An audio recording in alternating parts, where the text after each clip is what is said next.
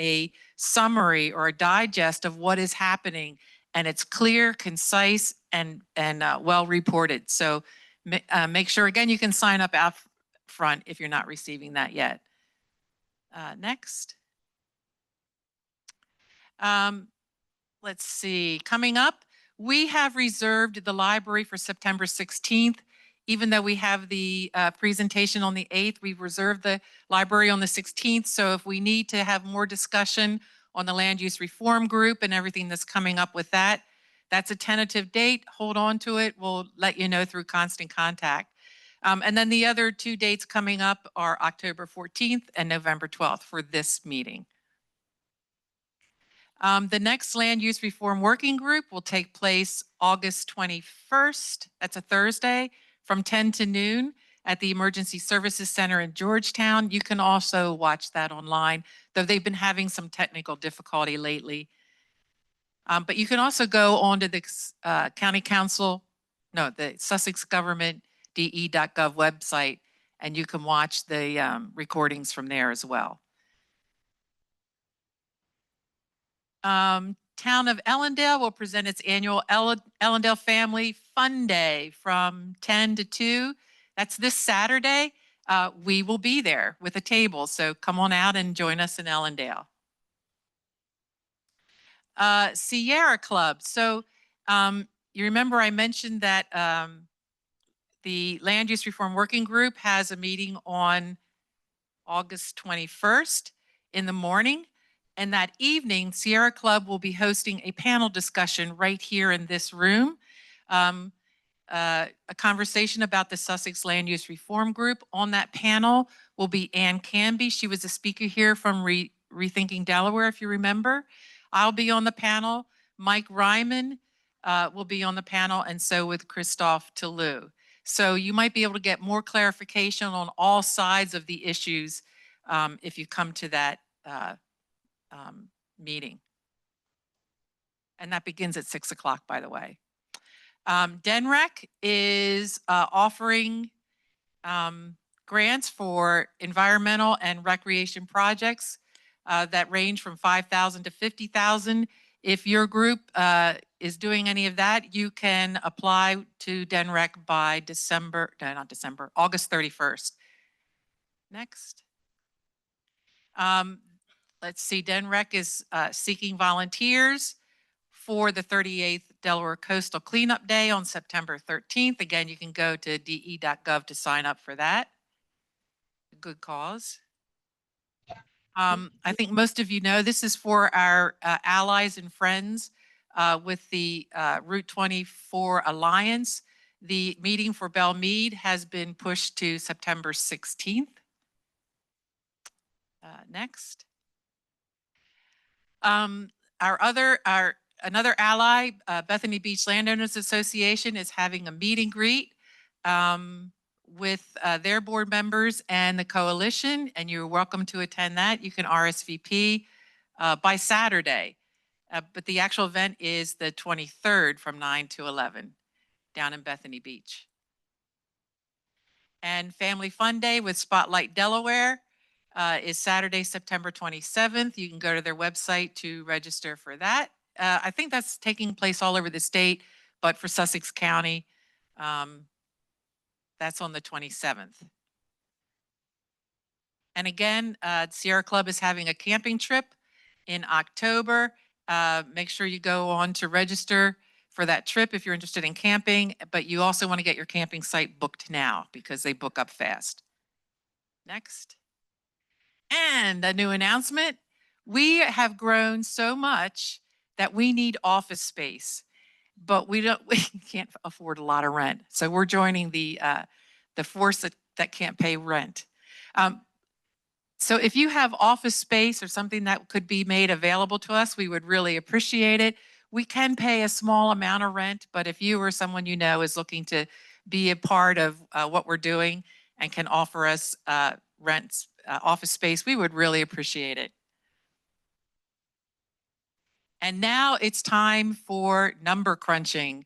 So Beach Life magazine does number crunching and in their beach briefs. And so we're going to just have a little game here. There's a number up on the screen. I'm going to ask you if you know what that number is. So our first number is 1922. Anybody know what that represents? 1992, sorry. Nope.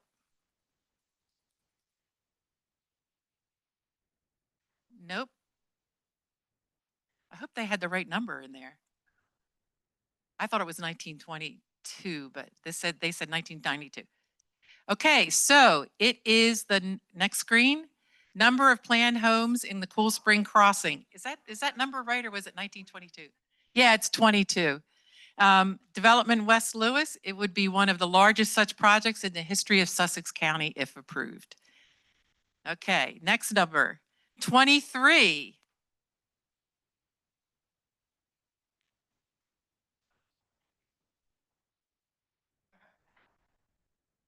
That's a good guess. That's a good answer, but it's not the right one. Okay, next slide. Percentage increase in population of Sussex County between 2015 and 2024, according to the Sussex County Office of Economic Development. 23% in 9 years. Next slide. 3.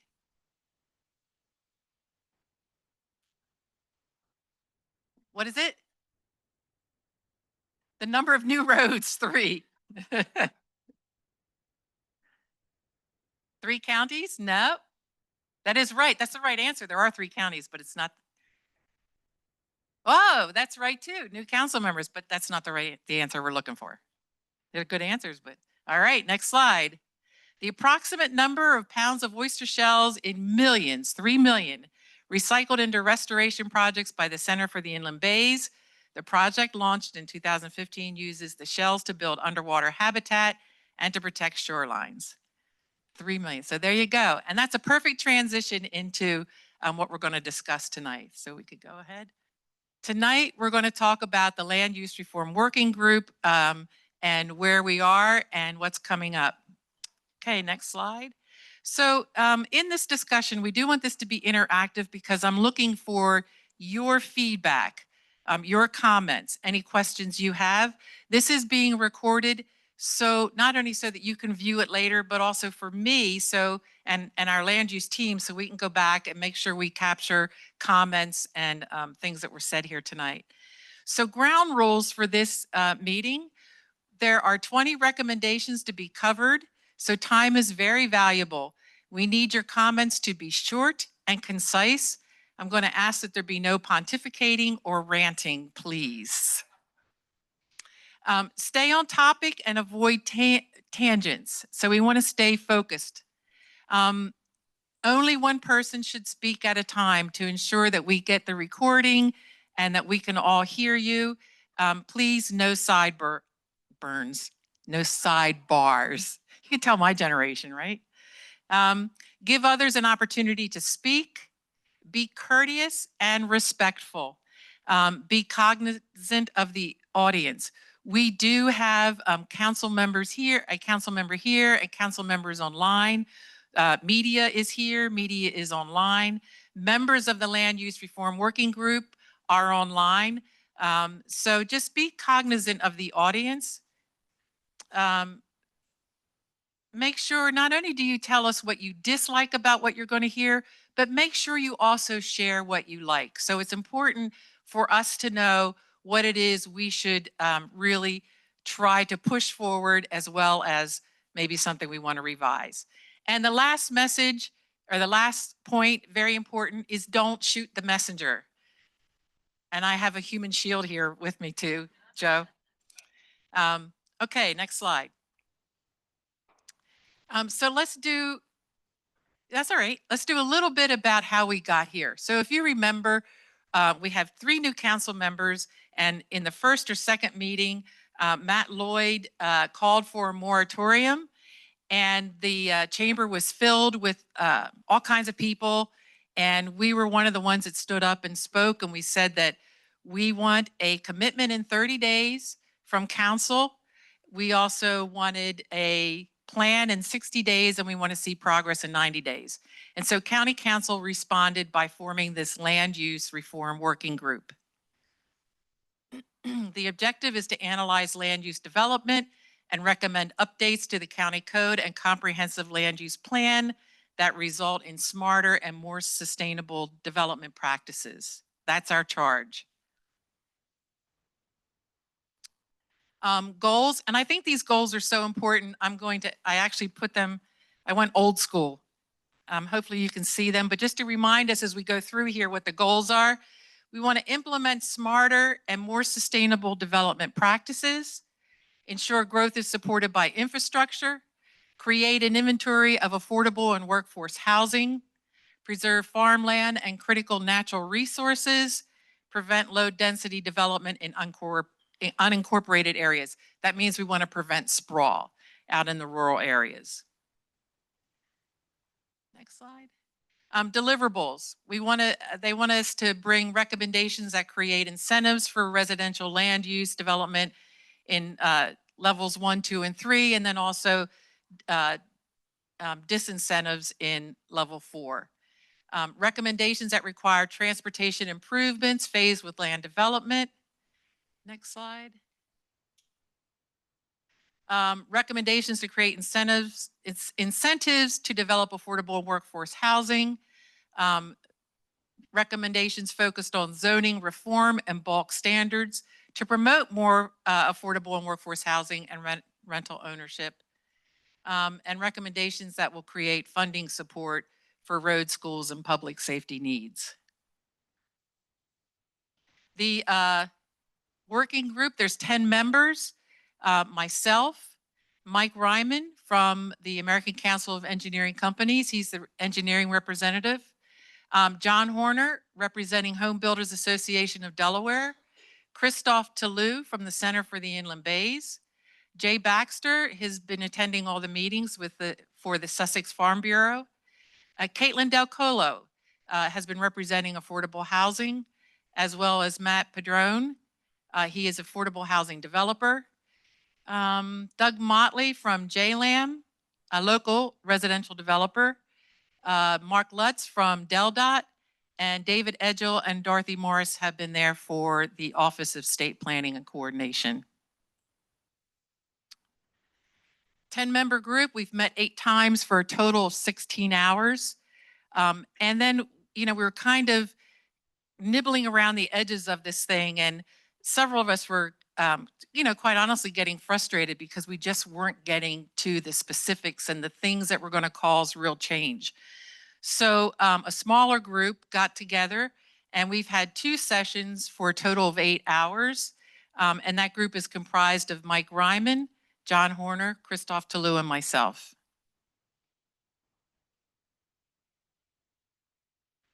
The thing that I want you to keep in mind is that County Council will have the final say. So we're going to look at the recommendations that we've created so far. But what I want you to remember is that these are just recommendations coming from the Reform Working Group, but County Council will have the final say. They can accept all the recommendations or none of them or some of them, or revise whatever we come up with. There will be public hearings. Your voice matters. County Council does want to hear from you. And all of these materials can be found on our website. They can also be found on the county website. So let's go into the draft recommendations. This is where I'll go through each recommendation at the top line. If you have questions or comments, raise your hand, and I'll pause after each one and give you time to respond, and then we'll continue on. Okay.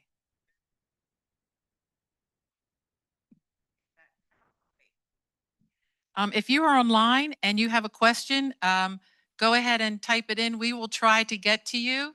Okay, so I'm going to ask you to kind of monitor. Let's see, who should I give this microphone to? Johannes, could you take care of one side and one side? Okay. All right. So,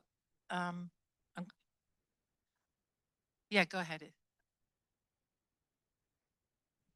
Okay, so Fern has asked, has any guidance been identified for infrastructure needed to support specific numbers of residents and buildings? For example, roads, evacuation capacity, hospitals, energy, water, etc. How could wise recommendations be made without an understanding of needed capacity? Okay, Fern, we'll get to that question. Hang in there. All right, so we're going to, I'll probably go through these first couple of questions a little quicker till we, and then we'll get into some of those specifics. The first recommendation is that we align the future land use map. So, and when I say align, there's a couple of things that we need to get aligned, and the group agrees. That is the future land use map, which is part of the comprehensive plan. Let me see if I can get these, if I remember all of them, which future land use map, the zoning maps, the transportation improvement districts has to be aligned, and the state investment level maps have to be aligned. So we want to see all of that lined up. Okay, next slide. Comprehensive rezoning.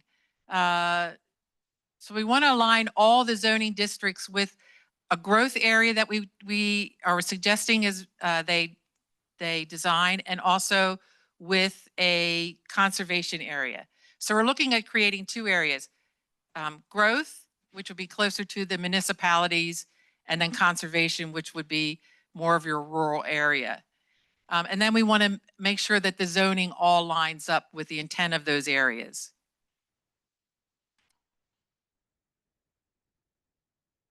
As a part of the comprehensive plan, establish areas intended for growth and areas for conservation, as I just stated. And it'll have a lot to do with what infrastructure is available and what land is suitable for development and what land should be preserved. So, criteria for the growth area. I'm going to read through these because these are important. So, the suggestion is that the growth area should be within 2 miles of sanitary sewer pump stations. So if it has public sewer, that's what it would take to be part of the growth area. 2 miles of public water within 1 mile of a municipality. So outside of Lewis or outside of Georgetown, outside of Millsboro. Along arterial roadways and planned major capital projects. Within proximity of schools or infrastructure again. Areas largely comprised of commercial districts, includes town future annexation areas. Let's see, within 1/4 to 1/2 mile of transit or bus routes, and location or proximity to transportation improvement districts. This is not it's not that they have to meet all of these. This is the guidelines for how they want how they foresee us defining growth area. Any questions there so far? Judy Rose. One thing that I think should be included in here is even if it's along an arterial roadway or planned major capital projects, the road capacity should be considered because that's something that's not considered in the TIS analyses now. Thank you. And we'll get into that a little bit further down the road. See what I did there? Leslie?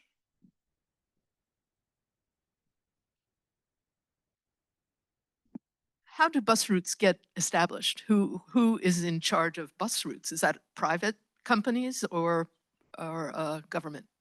Thank you. The bus routes we're talking about now pertain to DelDOT. So it's public transportation.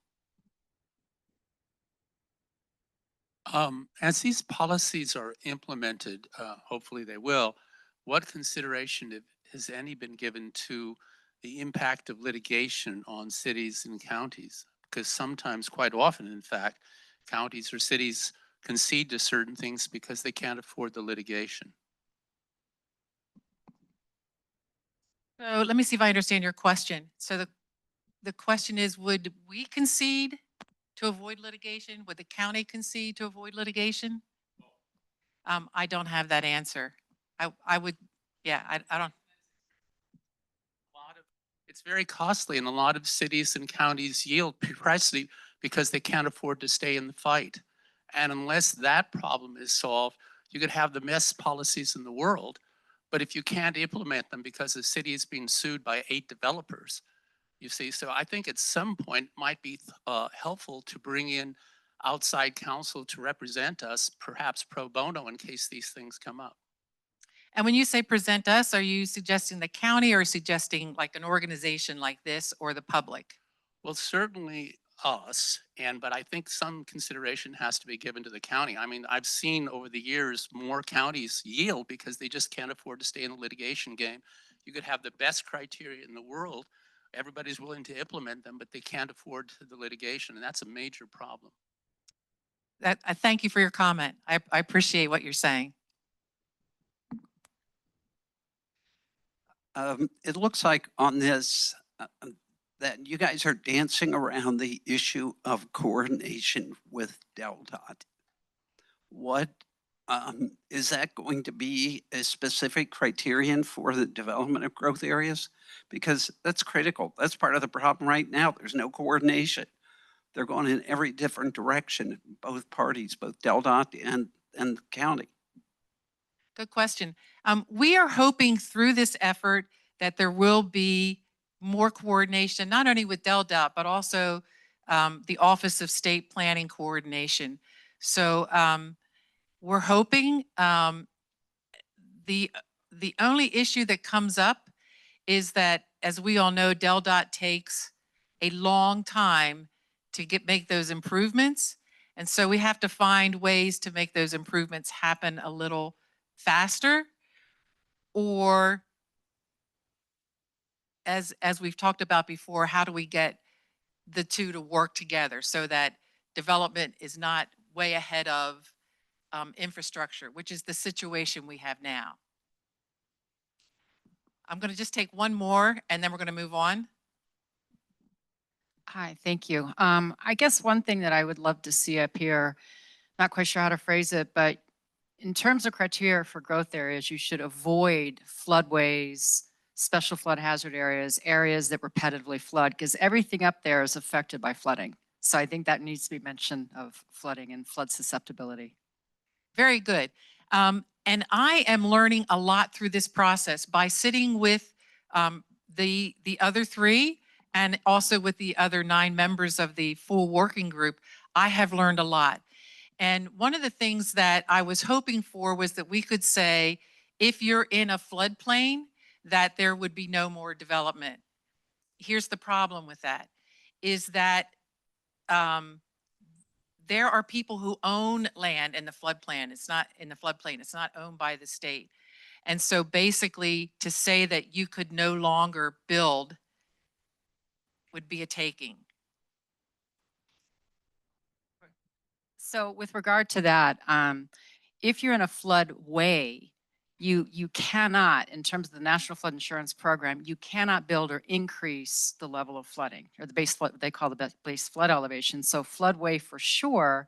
And then high risk areas like A zones, which are coastal, or V zones, which are coastal zone areas. So some of those areas, I mean, that way, otherwise you're going to get the damage. It's going to be repetitive. FEMA no longer covers you. I mean, you're lucky if you get 20%, if even that. Right. But if there's some way, because yeah, everything is a floodplain. It just depends on how it's rated and what the risk is and what you're paying for your flood insurance premiums. Right, right. So there is a risk that people could lose flood insurance. The other thing that we could do is modify the code. So you have to have so much freeboard, or you can or cannot fill, things of those nature. Yeah, very good comment. Okay, one more, and we got to move on. Where does the issue of evacuation routes come into this? Because of all the things that I think about, I live on 24 across from Belmead. And if we keep building on 24 and we have an evacuation situation, how are the kids that are in those schools going to get to their parents or vice versa to evacuate? We're building all along the only main evacuation route other than Route 9 that we have. Yeah, so I'm gonna bring us back to what this group is charged with. Of course, public safety is always a concern, but this group is not targeting evacuations. There is road capacity, but I wouldn't say that there's an exact deliverable or goal attached to evacuations. So it's not that it's not a concern, but we're not specifically coming up with an evacuation plan. Okay, let's move on. Establish conservation areas. They would be all areas that are not in the growth area. Steve. And Steve Sinclair from Millsboro. And Jill, this is no reflection on you, but this is a good example of what we've seen throughout this process with the Land Use Reform Working Group, where when it comes to growth areas, affordable housing, mid-level, they'll have ad nausea details, descriptions, requirements, criteria. But when it comes to dealing with conservation areas, farmland preservation, it's one sentence. If we go back on B, it established all sorts of criteria of what met the criteria for growth area. For conservation area, they just throw one sentence out. My suggestion is that within DNREC and the Delaware Forest Service, there's plenty of expertise that could provide this information either to the working group or the council to be able to better define what we're talking about when we're talking about conservation areas, because it's not just everything is growth area and then, well, forget everything, we'll just throw it into a conservation area. Some of these growth areas may need to be modified because they meet a certain criteria for conservation area, but we don't know what that is because it's not defined. That's a very good comment. I mean, and because when that happens, it feels like a leftover, right? And so we did suggest that particularly when it comes to the forest preservation, we do want to see them work with you. For those of you who don't know, that Steve is the former director of forestry for the state of Vermont. Work with you, work with Kyle Hoyt and Chris Miller, and also maybe the landscape architects for developers to come up with those needs. But you're absolutely right. When it comes to the conservation area, we need to do a better job in getting those details. I promise not to monopolize my privilege with a microphone here. So is that really an accurate verbatim reflection of the current state of evolution of the notion of a conservation area? It's the complement of growth areas. Whatever is not defined as a growth area is up for consideration in the conservation area. That's an accurate rendition of the current thinking. Yes, I would say that's an accurate reflection. Okay. So, and I pointed this out at the last working group meeting, right? What the example you just gave of flood prone areas that can't be restricted from development, I'm going to be snotty and say because it's not fair because other people built there already. If it's a flood area, that often goes hand in hand with particularly valuable natural resources and ecosystem services like tidal surge mitigation, like runoff cleansing, et cetera, right? So those very areas at the interface to the water provide some of the most valuable ecosystem services. And what I said at the working group meeting was, facts tend to bite you in the behind, right? You can't argue with physics because you lose.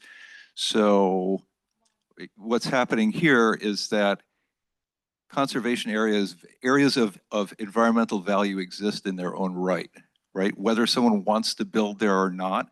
So in fact, in areas where there are critical environmental resources, that comes first. That's a higher priority than because we can make money there or because we need affordable housing. Those areas should basically be necked down and precluded from being considered for growth areas, even if there's economic value there. Okay, let's move on. It's a legal issue, Johannes. That doesn't have trumping power, but anyway. I'm not disagreeing with you. I understand. Okay. So let's see. So in the growth area, we're suggesting that general residential, medium residential, high residential, urban residential, marine, CR, I forget what that one is, probably commercial, all the different commercials, and business, and then residential planned communities would be part of the growth area. And again, remember that would be those areas that have infrastructure and are close to municipalities is a good way to present that. And then in the conservation area, we're looking at AR1, business, light industry. And the reason for that is that would be your farmland, and farmers are an industry. Let's see, adjust natural resource protection requirements within growth and conservation areas. And so we have recommendations coming up for that. Any questions about that so far? Conservation and growth. You have I-1 right now as a zoning district under both. Is that intentional? Because that's going to cause confusion. It's already confusing listening to all the planning and zoning. Yeah. I'll have to find that out. Okay. Thank you. I don't know that answer. I think that's, I is for institutional. Oh, thank you. Right? So it's for schools, hospitals. And so I think as a category, there will be some in non-growth areas as well as some in growth areas. I'm getting a nod that that's correct to back up. Thank you. Okay, let's see, on to the next slide. Let's see. Oh, this is for rezoning. So if somebody wants to request rezoning, they're setting up standards for that.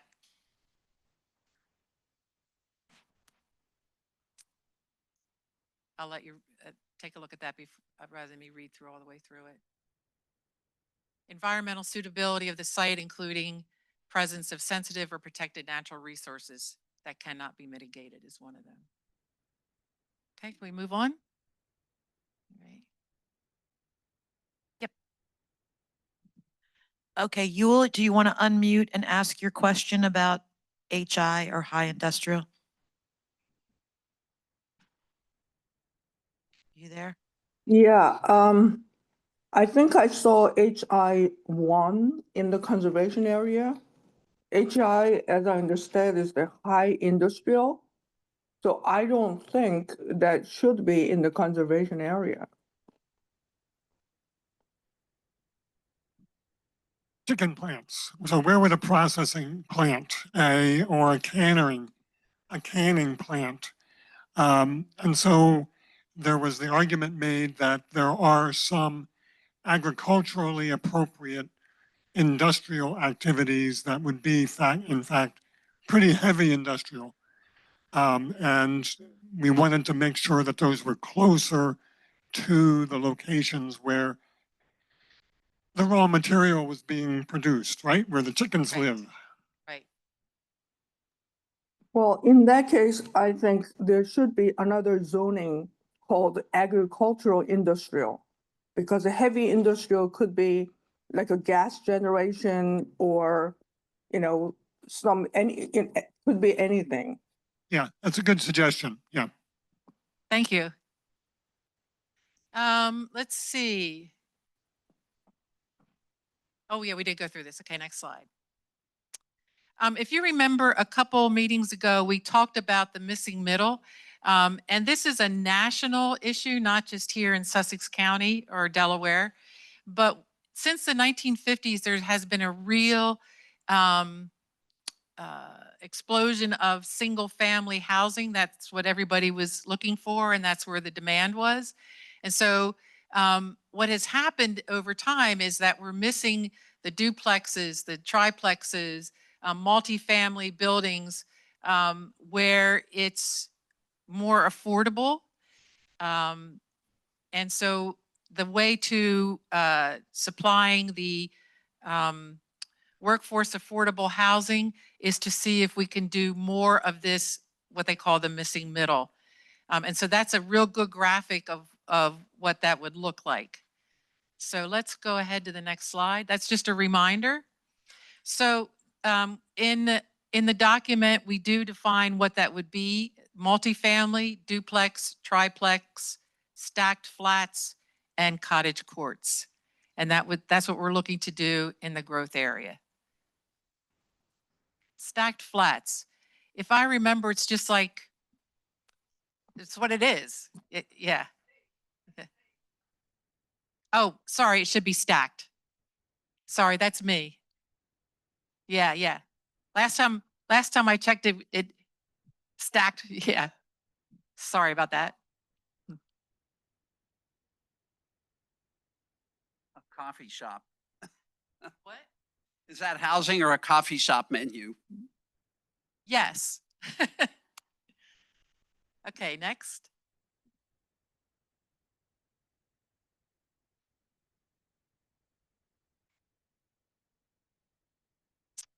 Okay, so here's where we get into some of these strategic areas. So let's see, in the, remember this is growth area.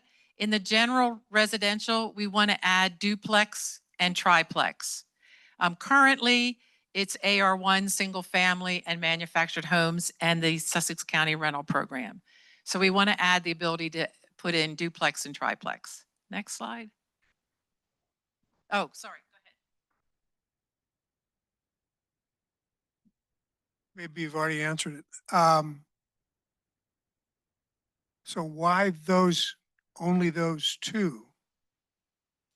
Because you're going to see the other ones show up in these. Yeah. Good.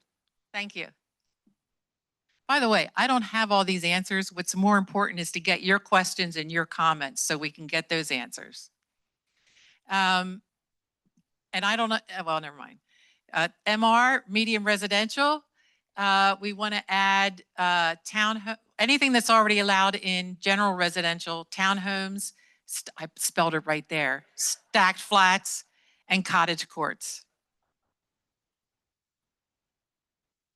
High residential, anything permitted in MR, which is also permitted in GR, and then multifamily.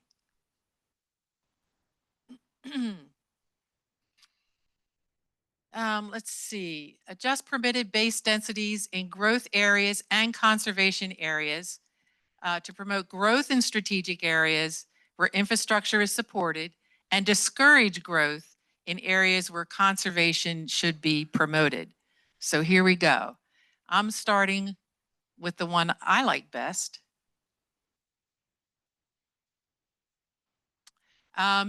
We want to establish a maximum density of 1 unit per acre within AR1 zoning. So we are requesting that AR1 be downzoned from 2 units per acre to 1 unit per acre.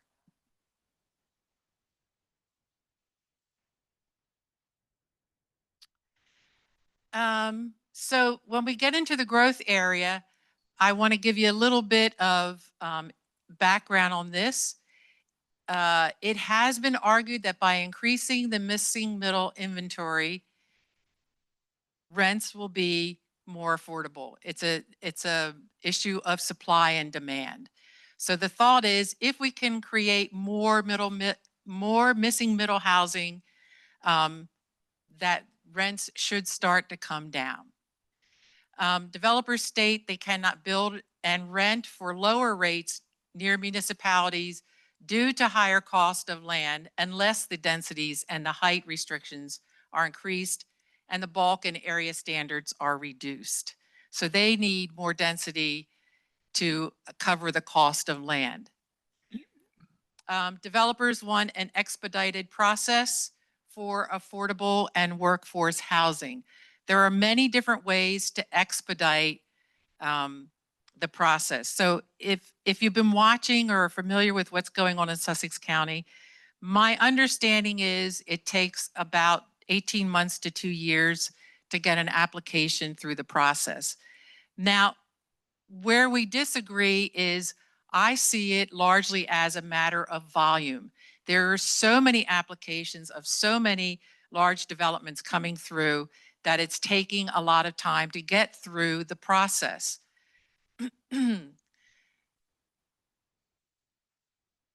Whereas they'll state they blame it on the public hearing.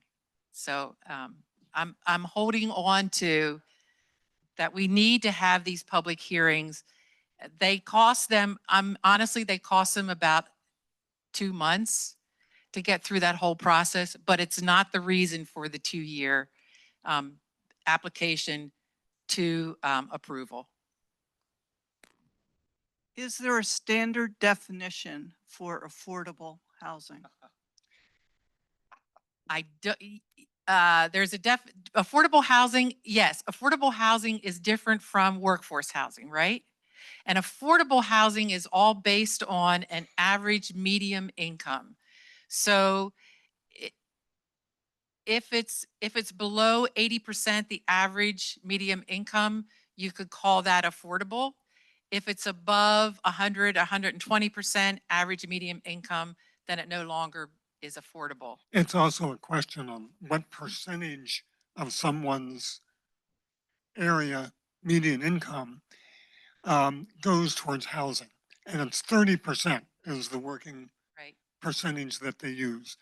That if it's more than 30%, then it puts a family into jeopardy, puts their financial situation into jeopardy.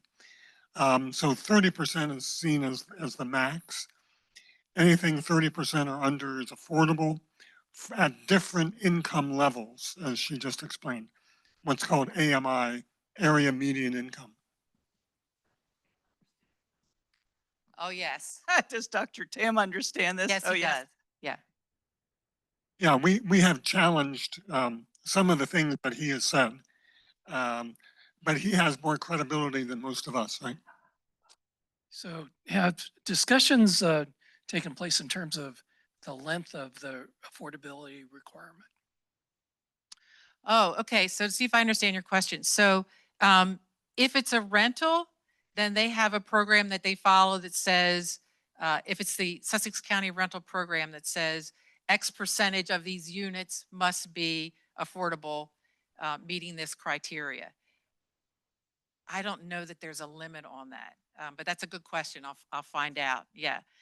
And then when it's purchased, because you're going to see that we're suggesting that there also be a plan for purchase, that gets a little trickier because how, somebody buys a house and then they sell it for, an affordable, and then they sell it later.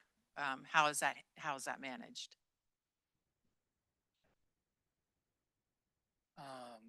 When somebody buys an affordable house in other parts of the country, other cities, often, or in some cases,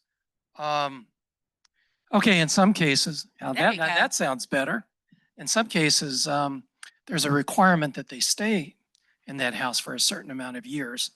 And then if they sell before that time, a certain amount of the profit would have to be returned to the jurisdiction. That's correct. Yes. Thank you.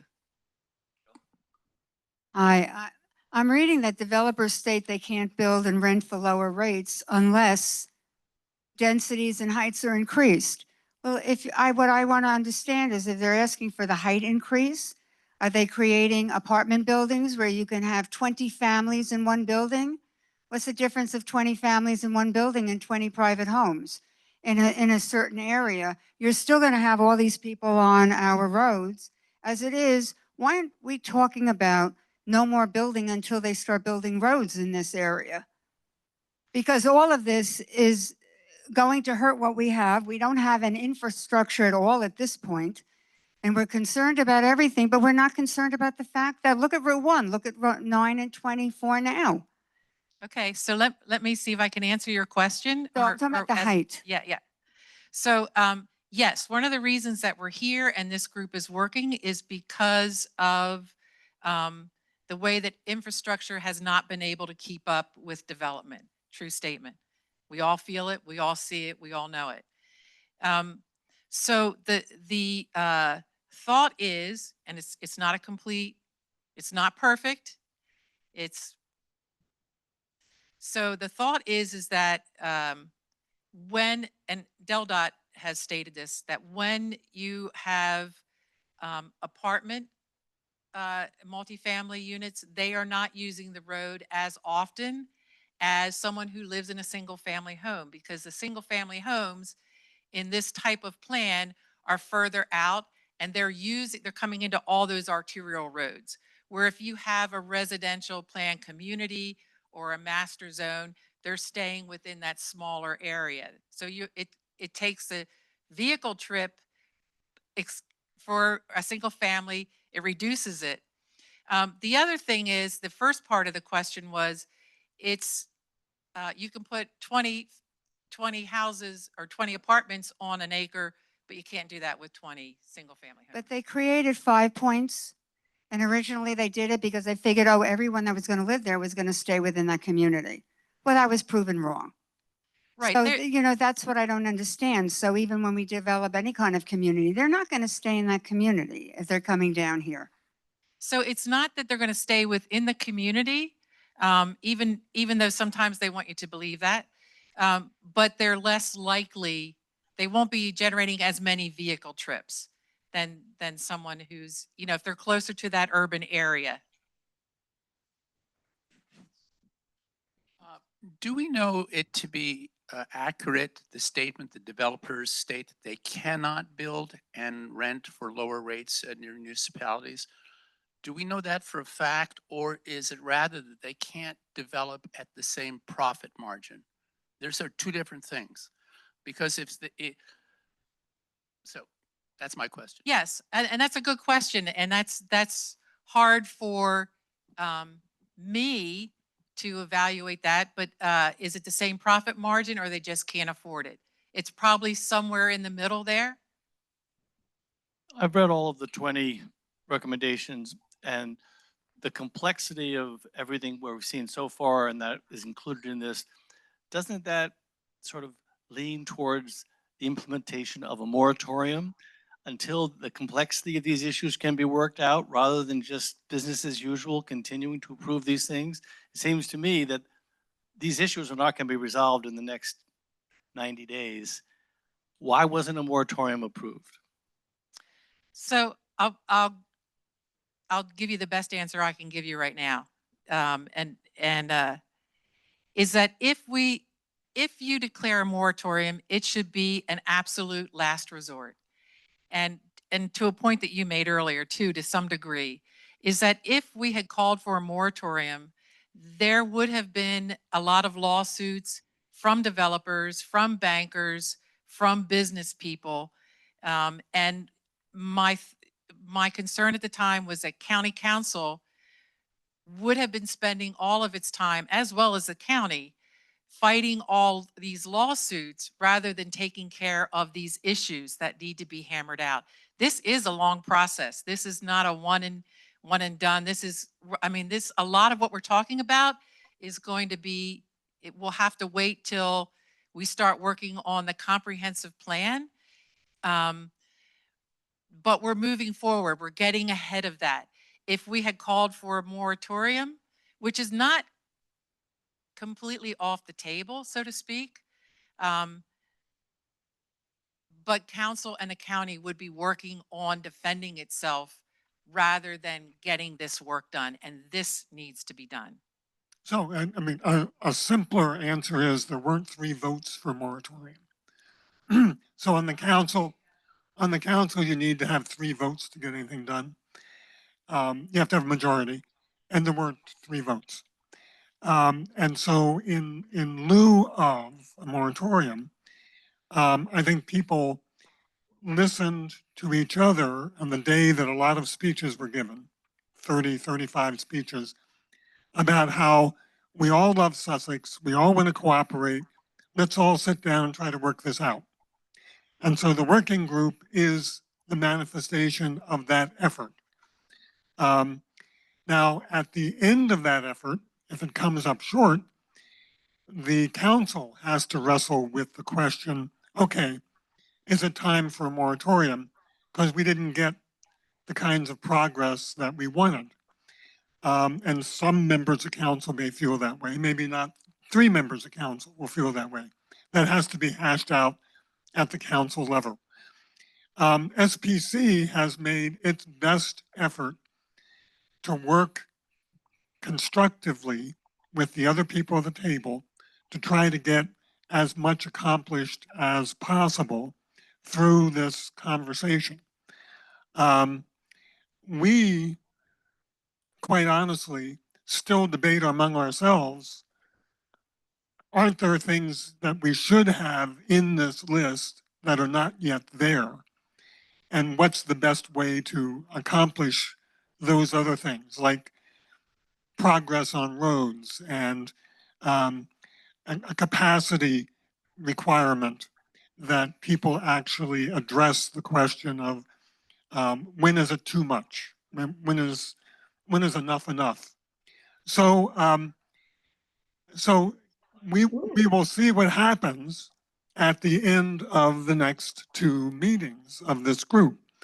And so one of the purposes of tonight is to kind of get a feel for how people react to what's now on the table. And we've gone the extra mile to kind of work out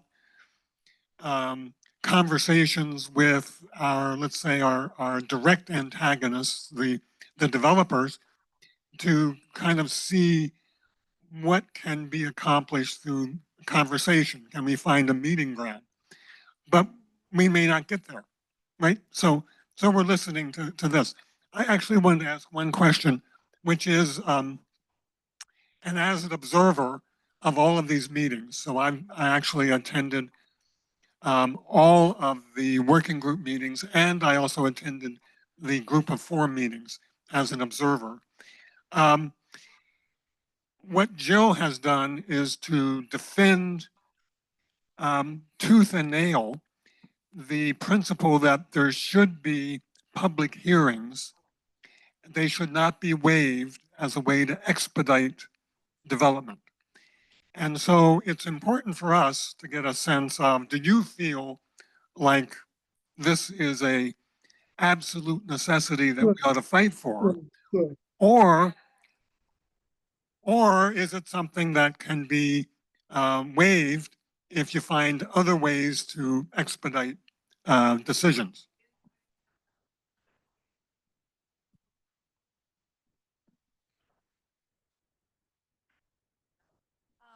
I'm wondering, The mic. okay, I'm wondering, are the developers meeting in good faith with you folks in terms of being cooperative and flexible and wanting to solve problems? Okay, so they're not just stonewalling the process. No, it is a meeting of good faith. And I mean, obviously, they are trying to protect a business and all of those employees that they have. And we are trying to protect the environment and as well as the quality of life here in Sussex County. And so there's a lot of natural friction, but we're trying to find common ground so it's constructive friction and we can come to some agreement so that we can get these goals taken care of. Jill invented the term constructive friction as recently as today. In fact, during friction. Hi, Oh, okay. it's me. Going back and piggybacking on the importance of the public hearings. Um, I've gone to a lot of those, and I can tell you that the developers usually are the first ones up, and they can take up to 2 or 3 hours, maybe more. It's never a limit, certainly not limit. You may have a limit to a certain point as SPC. Do you have a limit? No. Okay. Well, they're the ones complaining there shouldn't be any public hearings, but they take up more time than anybody else. So if there's a way to shrink that a little bit, and even though you can get a house full of people coming up, by the time it's 6 o'clock at night, half of them are gone. And that's part of their strategy. So if they're complaining there shouldn't be any public hearings, well, maybe they can reduce their time or not speak at all, which isn't right, but that's the other thing. One other thing with the transportation that seems to be a concern, when you do the apartments and the stacked flats, this is where public transportation should be coming involved, where DelDOT can do something about it. 5 Points has a bus stop. It's used. And a lot of these senior citizen places, they all have mobile things. Maybe BB could do something to get their staff through. So maybe DelDOT can work with that. I mean, that's a really good point. If we could get, it's a chicken and egg kind of thing. You have to have the people to get to pay for the public transport to make it worthwhile, and you have to have the public transportation for the people to use it. So, I mean, that is one thing that DelDOT's trying to work through. Jill, if I could just speak to the bus question quickly. Yes. So we heard, and correct me if I'm misrepresenting something, but we heard, I believe DelDOT basically say it is chicken and the egg because they won't establish a route until there's the people, the bodies manifesting demand for the route. And yet, if we want people to live near public transport, then they're not going to go there until it's there. So it really is chicken and egg, and it's been expressed in that many words that DelDOT basically, as it currently operates, it responds to existing conditions broadly, and in this case, it's the same thing. They're looking for demand before they're going to establish a new route. Thank you, Johannes. Let's take one. Okay, just these three, and then we're going to move on. Yes.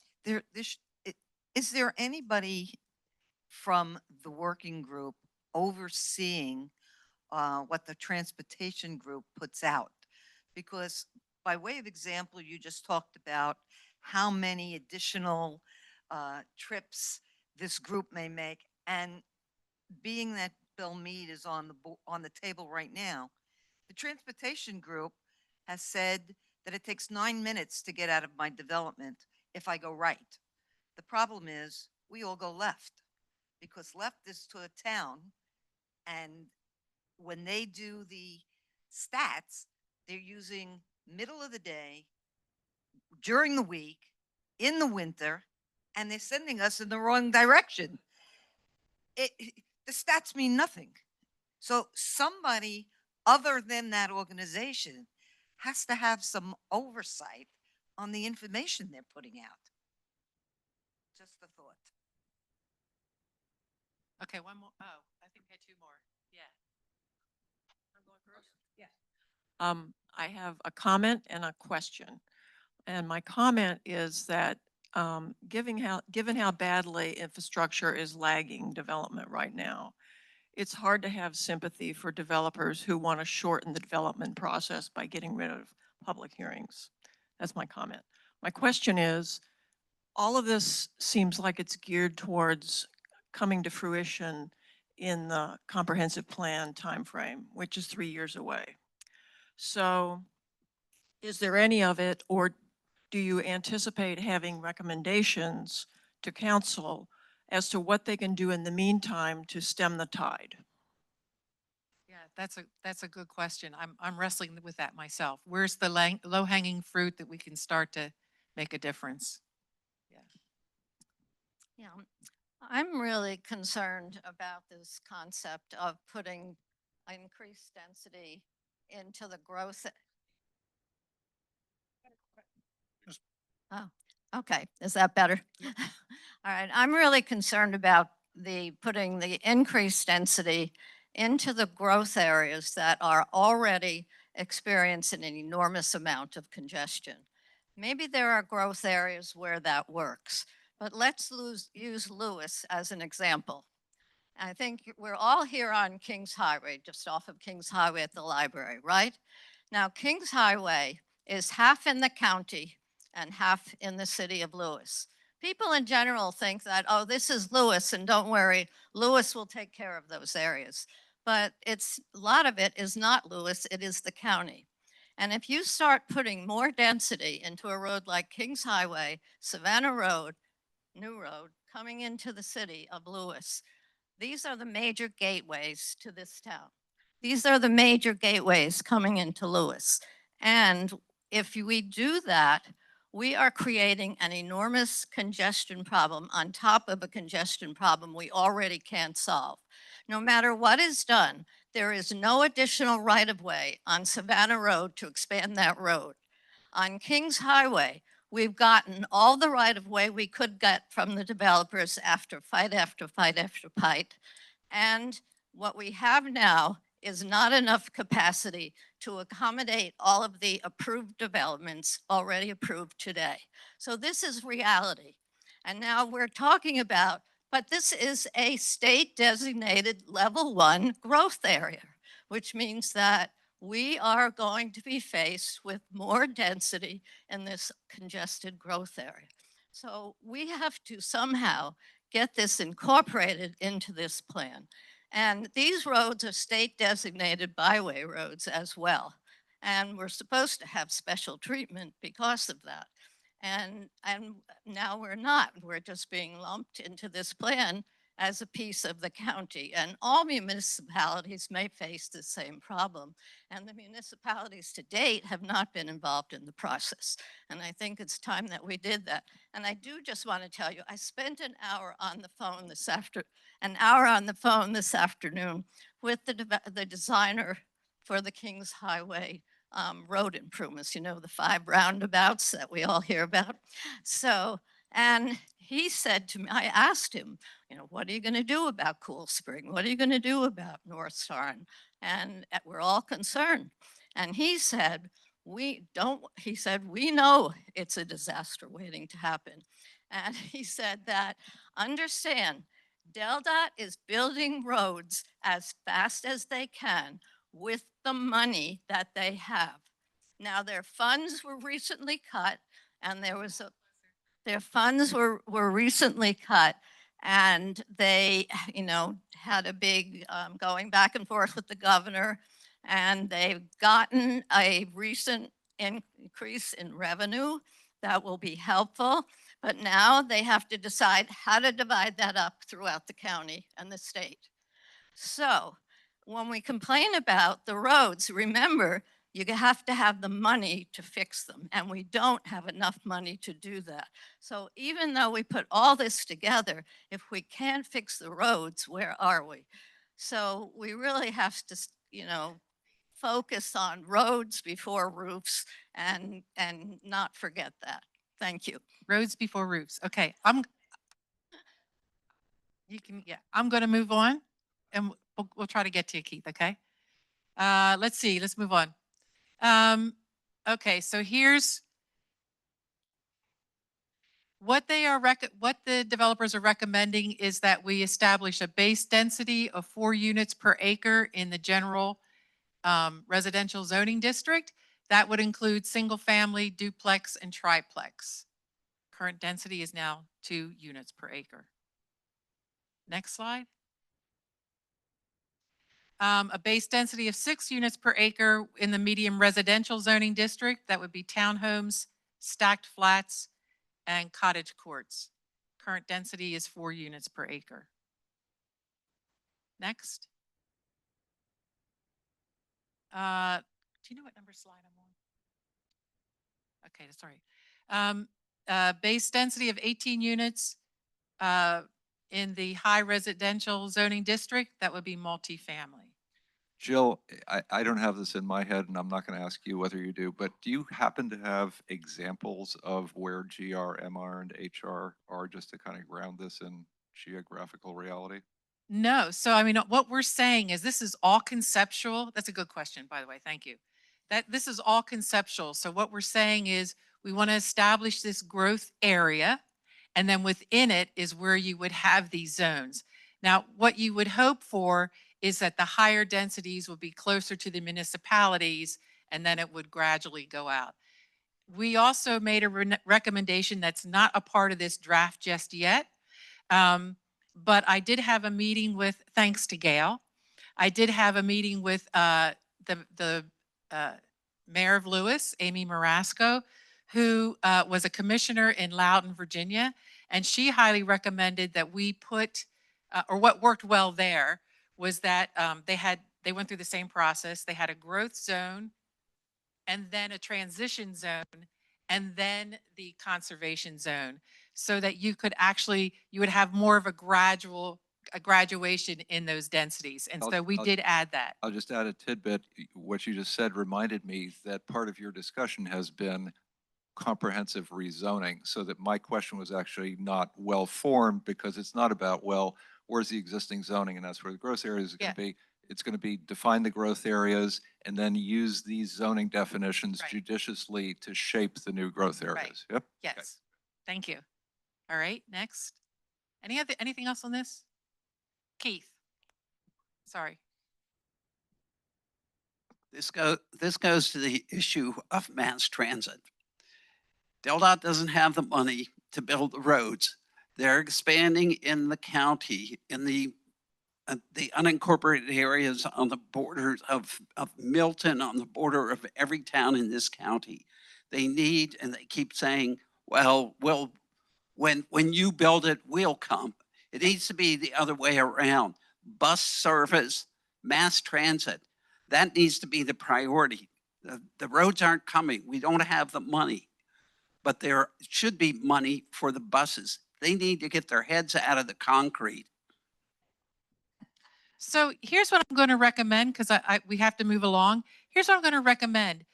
Some of these comments and questions are really good, and I don't have all those answers, but there is that panel discussion on August 21st here at 6 o'clock. And there'll be some people there who have answers to some of these questions and can give you some of the logic.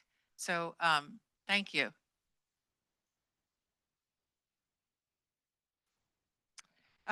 Let's see, we have bulk and setback standards. not going to spend a lot of time on this. This again is on the county website. It will be on our website. But for that GR, MR, and HR zone, there's some of the bulk standards. Steve has a question?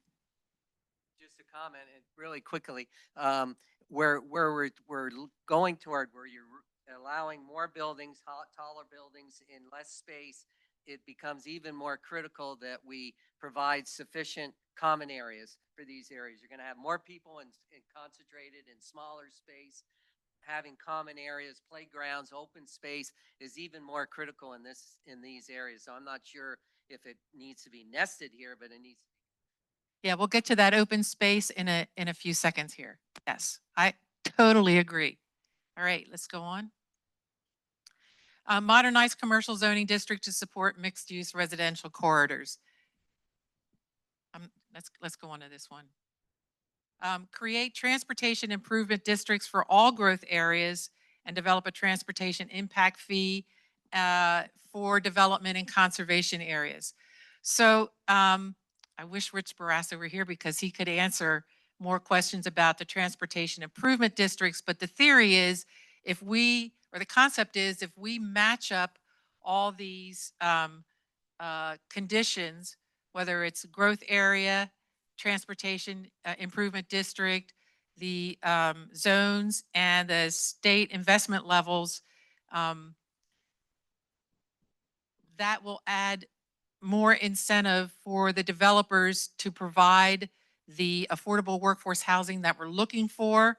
But then we also want to put a transportation impact fee to keep them out of that conservation area. So anything we can do to disincentivize them for developing in the conservation areas. Bill, is it worth saying 2 sentences about what a TID is, just for the audience? You did some work with Rich. Yeah, go ahead. So very briefly, so a transportation improvement district is a defined area, for example, the Henlopen TID, which extends past 5 Points, if I recall. North Star is in it, if I recall. And so land in a TID, the developers are required to provide a contribution upfront per unit, so per residence, to DelDOT to pay for the road capacity that they're going to be using up. DelDOT, yeah, because all roads in Delaware are paid for by DelDOT, by state taxes. The county does not pay, the county just creates demands for the roads. Versus outside a TID, where if it's a big enough development, then it'll require a TIS if DelDOT says it's going to have a major impact on road use. And so for a big development like Cool Spring, there's a transportation impact study, and that does a whole assessment. Traffic engineering firms are hired to assess the impact of this development on surrounding roadways. So the difference is that in the TID, a fee is baked in. In a TIS, it's a bunch of horse trading. That's where my knowledge ends, but it's not baked in. And so the front line of discussion maybe is creating fees, creating an organized program of fees outside the TIDs. It is. And one of the things that we've said is before we do any expansions of the TID, we want the current program evaluated and revised because it's not producing what the county thought it was going to produce, and it's been in place for 5 years. So that evaluation needs to take place before we do any further work with the TID.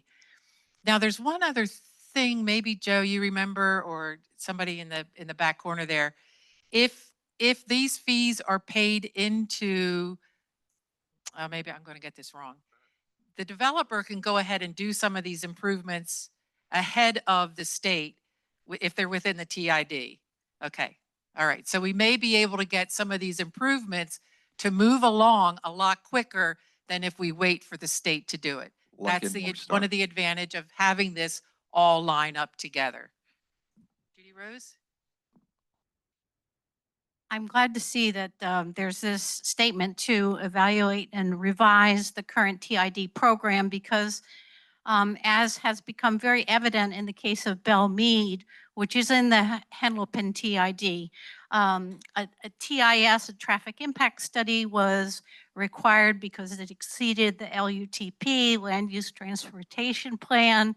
And what it showed is actually for some of the, for turning out of like, let's say Hart's Landing, instead of having an LOS of E, if you would go all the way down through the alphabet, which they don't, you would have like a G in the next alphabet. So, and the time to turn is incredibly long. And many, many intersections have an LOS of E or F because they're in the TID and TISs have not been done.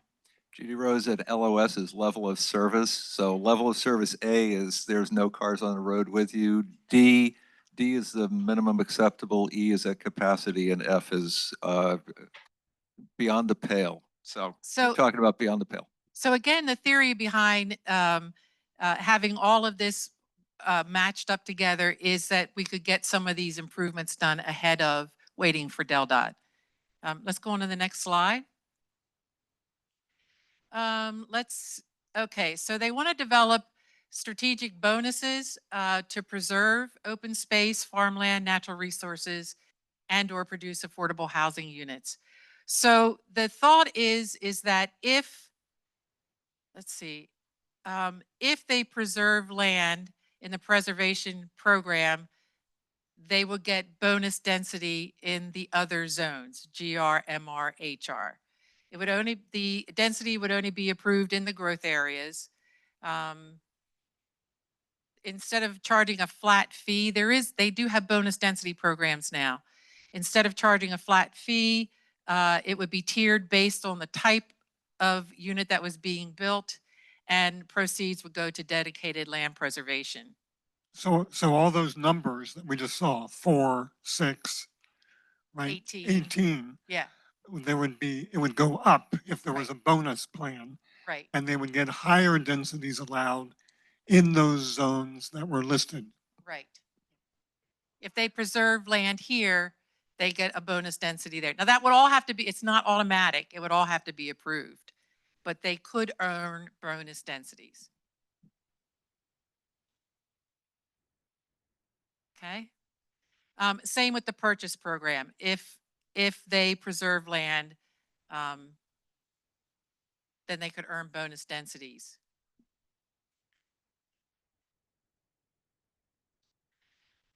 This is a tough one. Revise the Sussex County rental program to improve effectiveness and increase developer participation through data-informed phased approach. Here's the thing. I am an advocate, and I think you all are too, I hope, to increase availability of affordable and workforce housing for people who are teachers, nurses, police officers, EMS.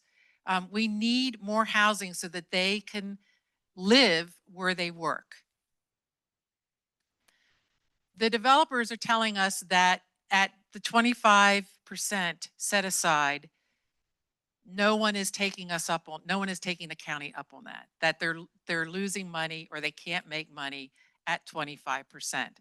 So they have requested that set aside be reduced to 10% and that the AMI target from 50% be raised to 80% AMI. Area median income. Area median, Area. Thank you. I said average, didn't I, before? Thank you. Additional adjustments would be to reduce open space requirements from 50% to 30%. That's in contrast to what you were suggesting, Steve. Offer impact fee reductions proportionate to the share of, okay, so if there are impact fees, if they're providing more affordable housing, they want those fees reduced. Let's see. And the mixed income market fund, I'm not familiar with. Any other? Yeah, so the Sussex County has been running a program to encourage developers to build subsidized housing, basically. And it's not been working. It's not making much progress. And the question is, how do you generate more units. And the builders are saying, if the requirement is that 25% of those units are part of this targeted program, that's why nobody's building. And so they want us, they say, if we reduce the minimum to 10%, more builders will be taking advantage of it. The question is whether that generates enough units at 10% to really make a dent in the need. AMI, by the way, in Sussex County, 100% is in the $90,000 range, between $90,000 and $100,000 for a couple, for a family, right? So 80%, we're talking about 78,000, 80,000, right, in that vicinity. 50%, right, we're talking $50,000 as the income. And so that's why there's so much traffic in the morning flowing into Lewis on Route 9 on Route 24. So if anybody's ever gone the opposite direction, you confront a solid line of people moving east, and in the afternoon, it's the reverse. It's a solid line of traffic moving out. And so people can afford to live in western Sussex, not in eastern Sussex. And so that's the logic of all of this. Jill, I have a quick question. So if the Sussex County rental is for lower income people, that's a fair way to phrase it, right? So that 50% AMI target is for a household that's making 50% of average area median income. If the developers succeed in sliding that target rightwards to 80%, are they basically, can they be producing a result where their Sussex County rental subsidized units which they're building, where they get money, am I correct, from the county? They're advantaged in their construction? No, but they're building units under SCRP that are targeted for 80% AMI. Are they sliding the window right so that those SCRP units are going to miss the lower income people for whom the SCRP was actually intended? Right, that's one of the concerns. Yeah, yeah. And yeah, it's not subsidized. Yeah.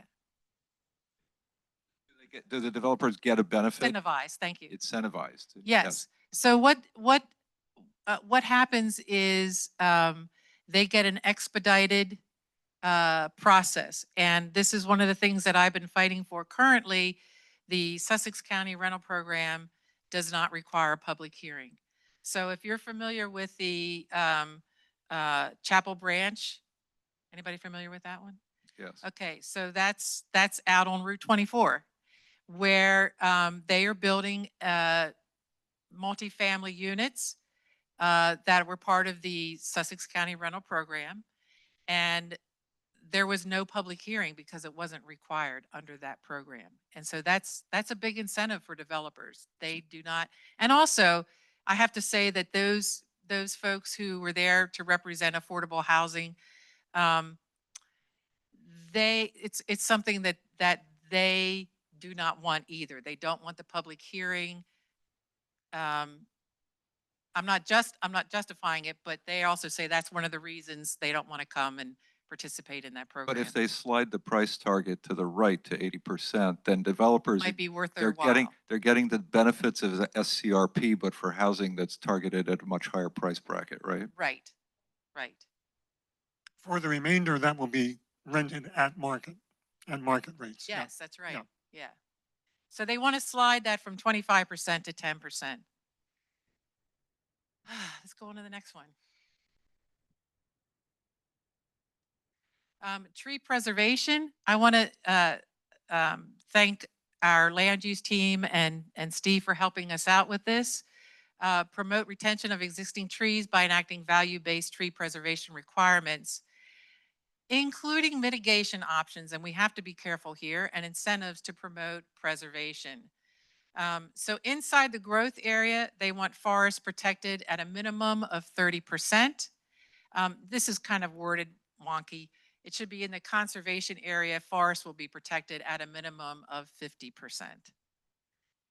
Retention requirements do not apply.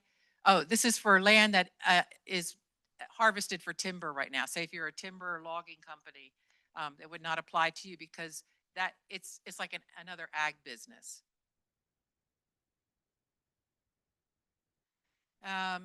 Forests may be cut or cleared over a greater area than permitted only if mitigation is provided. Forests shall be mitigated. Now they're using area rather than a tree. So, and this is a recommendation that we made. So rather, if they take down an acre, they have to replace it with 1.5 acres of trees within the growth area and a 2-to-1 in the conservation area. Mitigation is encouraged to be contiguous to existing forest stands because we want to create these, it's better for the trees that way, and we want to create habitat corridors. Let's see. And no mitigation is required for removal of trees that are not contiguous to a defined forest, or if they're removing non-native or invasive species. Develop landscape and tree planting requirements for development projects. So inside the growth area, for every 10,000 square feet of residential development, we want a tree planted, and 5,000 square feet for non-residential development. In the conservation area, 1 tree per 5,000 square feet and 1 per 3,000 square feet of non-residential development. Yes, Steve.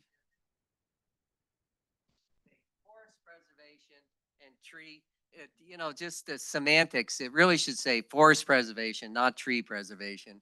So because that's what you're talking about. You're talking about preserving forests, not preserving individual trees. Now we could also say tree protection because you want to preserve the forest itself and then the individual trees, that's protection. So just from it would sound better, I think, if it says forest preservation. Thank you. Yes, you're absolutely right. Next slide. In forest preservation.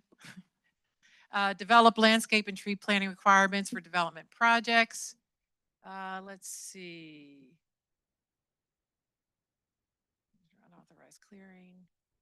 Anything we need to say there, Steve? Or okay, next slide. Oh, I'm sorry, Maggie. It's coming. Maybe it's late and my brain's not working very well, but I'm wondering if they have this trade-off where they can tear down a forest and then put in a new forest. Does the next builder get the option of tearing down that new forest and putting in a new forest somewhere else? No. Are they going to continue to move? I mean, is that land that is now being planted going to be protected as a forest from here on out? Well, because it's within that development. So yes, it'll be, they won't be building on top, they won't be taking that forest down that they just planted. Okay, so it's within a planned community. Yes. Yes. Okay. Yeah. I didn't understand that. Thanks. Question in the back?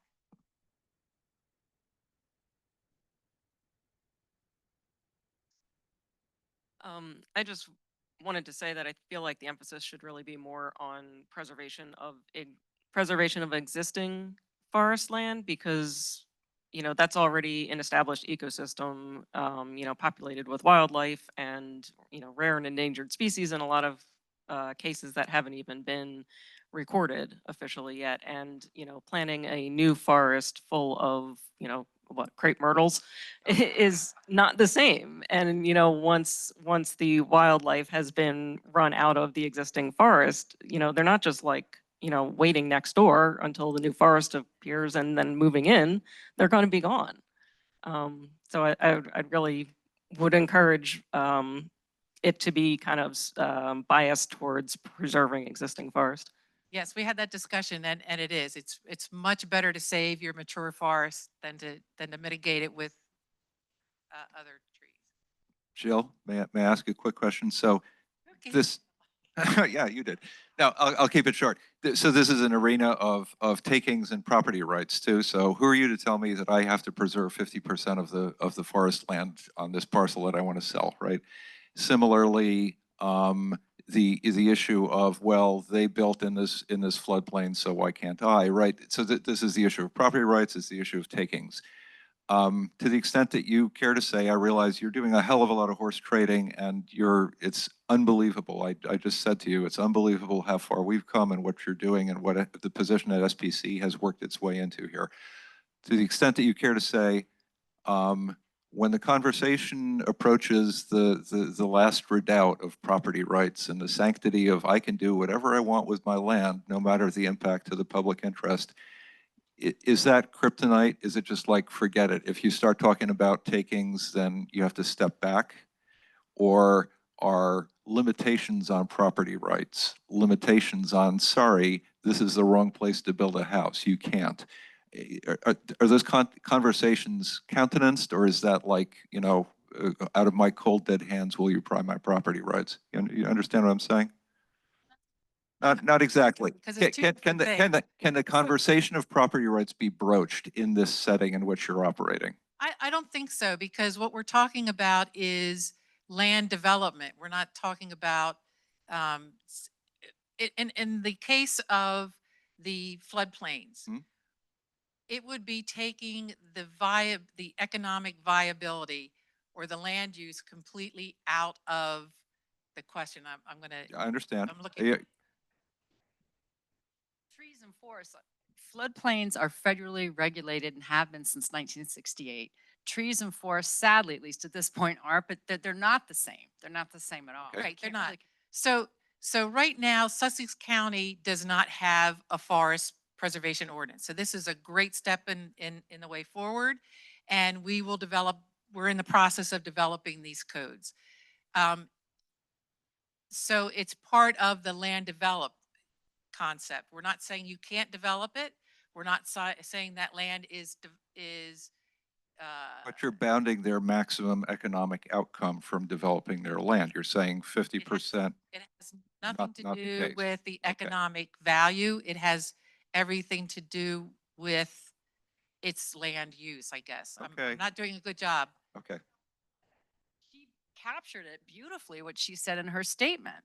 That's really what it's about. You're preserving an existing ecosystem, where you can, not just planting trees wherever, like mitigating wetlands or whatever. But I think what you said was perfect.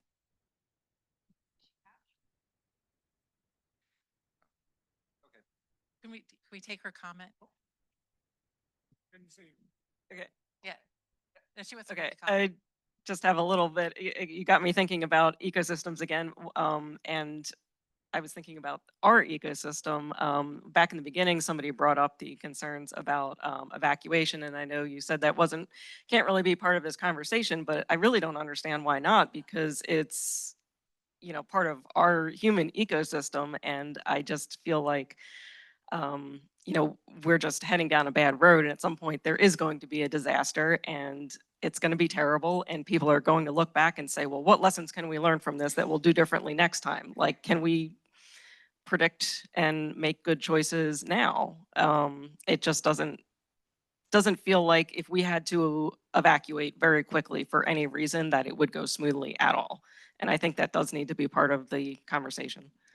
Point well taken. So yes, it has not been part of the discussion yet, but we can bring it into the discussion. Okay. And we hope that it's part of the discussion at the council level, right? The council members will understand there are other issues that are not being solved by this set of recommendations. These 20, which we're not going to get through. Yeah. So it's beyond 8:30. So I'm going to wrap it up. Can we go to the end? All these slides will be up on our website. You can also see all of this on the county website as well. Let's go ahead and move forward. We're almost to the end. Jill, can I just comment really quickly Yes. on number 14, because you Yes. said you wanted us to also complement the working group and the council. And I think item 14, this thing about encouraging natural landscape and passive open Yes. space is a really great step, because all too often the open space is a leftover and it's been completely destroyed and compacted, and it's never going to grow anything in the future. And this is a great step of making open space actually open, usable, and wildlife friendly. I would eliminate the last sentence though. Okay, thank you, thank you. Let's take this one last question, and then I'm going to close this. I just want to reiterate what was said over there and that I said in the beginning, of not including the issue of evacuation. We're talking about affordable housing for people, obviously important, especially in a resort area. We're talking about forest preservation, obviously an important thing. But number one is none of this means anything if we all have to evacuate and we have a Texas situation, okay? It has to be part of this meeting and your presentation, because the rest of it doesn't make any damn difference if we all get hung up because we can't get out of here when we need to, if we need to. And the other thing I want to say is I can imagine the amount of time and energy that you have all put into this presentation, and more importantly, the meetings that you've held. And I want to personally say thank you to you guys for those efforts.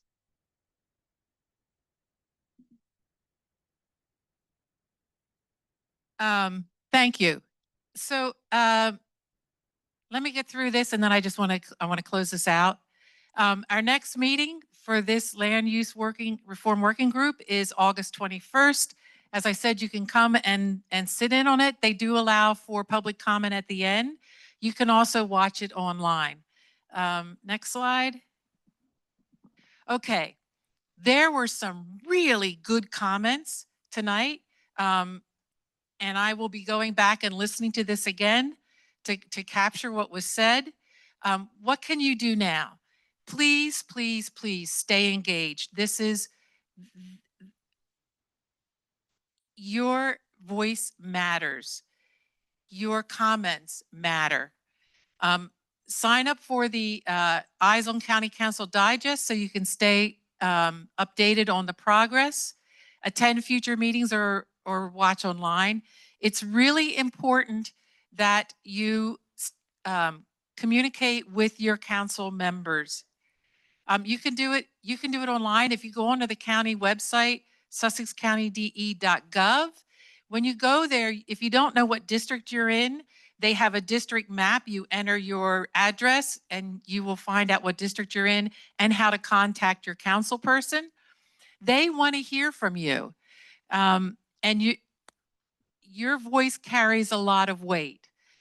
Write letters to the editor and be present. When these public hearings start, be present. The things that you spoke about tonight are important and will make a difference. Jill, there's an additional land use reform working group meeting that has been Yes, there was set? one added in. I don't have the data. Oh, so I do know. September 11th. September Yes. 11th at Yeah. 10 o'clock, EOC, Yeah. Emergency Operations Center. Thank you. Thank you Sure. for that reminder. Bet. And next slide. I think there's one. Is there one more? Nope, that's it. So thank you again for your comments. Thank you for your patience. And go online if you'd like to get into some of the details.